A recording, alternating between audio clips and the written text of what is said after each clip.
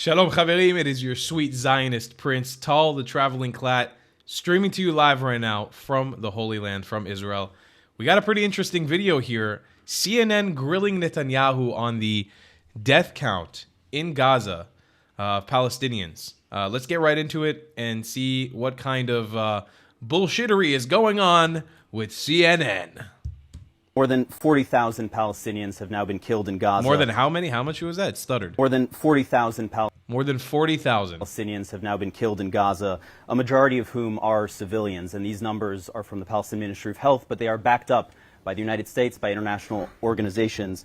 Humanitarian conditions in Gaza have degraded so much that diseases like polio and hepatitis A are now spreading.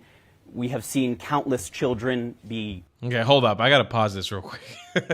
You know, this may be a little bit of an older interview, but 40,000 mostly civilians is completely false. Completely false. And this has been backed up by multiple independent investigative organizations that have checked this out. It's completely false just from the starters. And we're all seeing right now what is going on in Gaza. This is not the starving, dying population that everybody made it seem it out to be. Definitely not what we all thought it was going to be.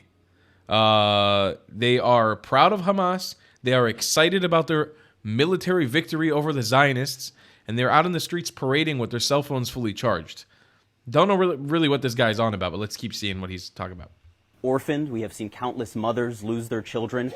How much is too much, sir? At what point is it time to end this war? Well, we'll end the war when we achieve our war goals of making sure that Hamas can't repeat such atrocities. But we're fighting this war in a just war with just means, in fact, with means that no other army has ever fought. No other army has taken the precautions that Israel has taken, sometimes at great risk, to make sure that we minimize the number of casualties. You talked about polio. We enabled now massive vaccination of polio. We want 90% of the Gazan people of Gaza vaccinated. I think 200,000 I think were vaccinated today. We've put in 1 million tons of food, 1 million tons of aid, 700,000 tons of food. That's unheard of. Which, you know, to be honest, now with the ceasefire, seems like a giant mistake, no?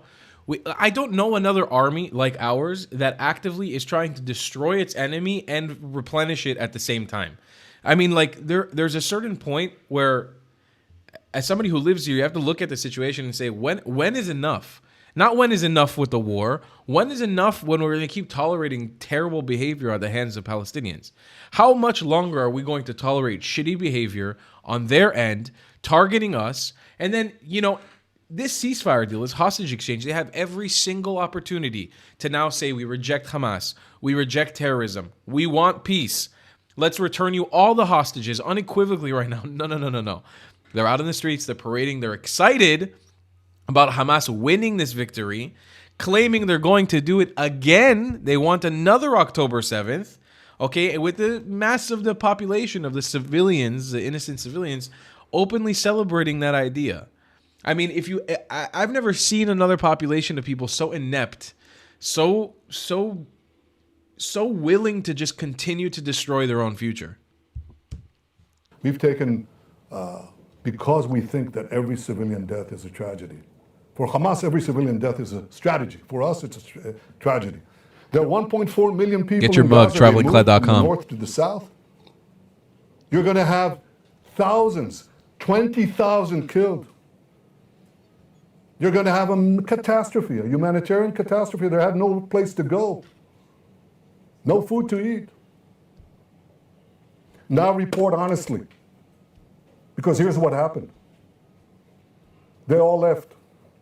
They went to the humanitarian zone, which is 2 miles away, less, on the beach. They have tents. We supplied tents for 150,000 people. The aid agencies supplied the rest, and some of them carried their own tents. They have a place. We supplied water lines, Correct. sewage lines, food. There's more to be done, medical. So now we know how many people were killed, how many terrorists, because we counted them. And we just passed 2,000. Terrorists, body counts of terrorists. The people left. How many civilians died? I asked the commander of the division that did the Rafah operation and the Philadelphia corridor. He said, Prime Minister, there are hardly any civilian deaths because everybody left. They heeded our warnings. But he said there were probably 24, and most of them occurred, 24, and most of them occurred when one of our bombs hit a Hamas ammunition depot that was planted inside a residential area. 40 people died, about 20 were terrorists. But The shocking truth is, like, I don't know how people can continue to repeat these bullshit terms of 40,000 killed, 50,000 killed, without getting into the nuances. How many militants did Israel kill? How many militants did Israel kill? Maybe now after the ceasefire, you'll say, well, they just replenished deaths, so they didn't do anything. But how many did Israel kill? And what constitutes an innocent civilian? I've been preaching this since day one. If you are a woman with a child in your home and you bring in a Hamas member to drink water and eat maklube, okay, to eat mansaf, to have a shawarma in your house, are you an innocent civilian? I'm sorry, I'm bringing up a genuine ethical question. If you are replenishing the fighters who are going out to commit acts of terror on your population, which they do on a regular basis on the Palestinians, and on others, are you an innocent civilian? This isn't me saying go on a crusade on women and children at all. This is not what I'm saying. What I'm saying is if you drop a bomb, right, on a Hamas site or a known place where a terror cell is taking place, and the collateral damage from that is a woman who is affiliated with Hamas, is that an innocent civilian? Furthermore,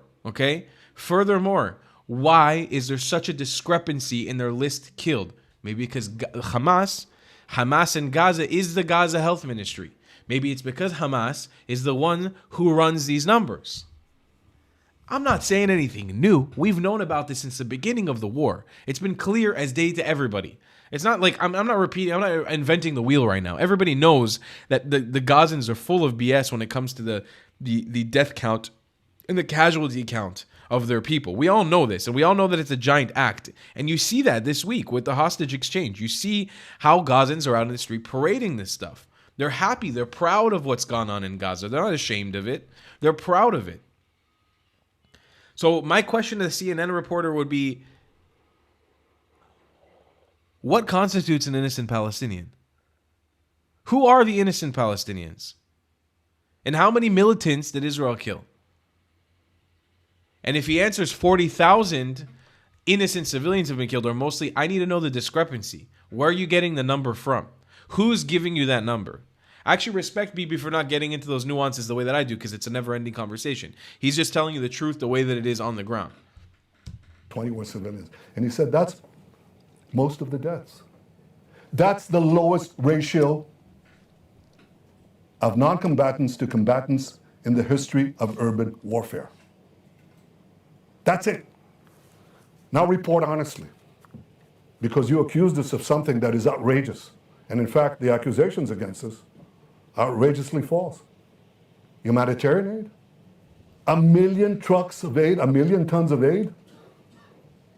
700,000 tons of food? Which, a deliberate in my opinion, is foolish. It really is foolish. Starvation policy? You can say anything. Doesn't make it true. You repeat a lie over and over and over again. It assumes the cachet of self-evident truth, but it's false. True. Israel is doing, and the Israeli army is doing,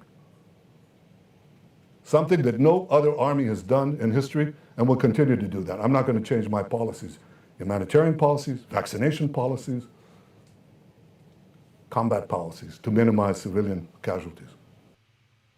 It's true. He's absolutely correct. Bibi Netanyahu is absolutely correct when he says that the way that the international community, journalists, right, journalists in the mainstream media has demonized Israel in the last year on the basis of nothing. On the basis of nothing. And where are they now? Where are they now when the ceasefire and the genocide is over? What kind of population that went through a genocide is out on the streets partying with knafe and baklawa the day after? What kind of frail genocided apartheid population is out in the streets with AK-47, towering over 3 young women who were held hostage for a year, telling them, "Itbah, itbah ya Yahud, Khaybar, Khaybar ya Yahud." What kind of innocent, frail population of genocided people does that? Sorry, after the Holocaust, how many Jews were behaving in that manner? You either were surviving a genocide or you won a war. You can't have it both ways. But in Gaza, and the leftist sort of liberal international media and mainstream media subscribe to this idea that you can have it both ways. Well, guess what? Here I am, a proud brown Mizrahi Jew, telling you to F right off. You're wrong, buddy. You climbed up the wrong tree with this one.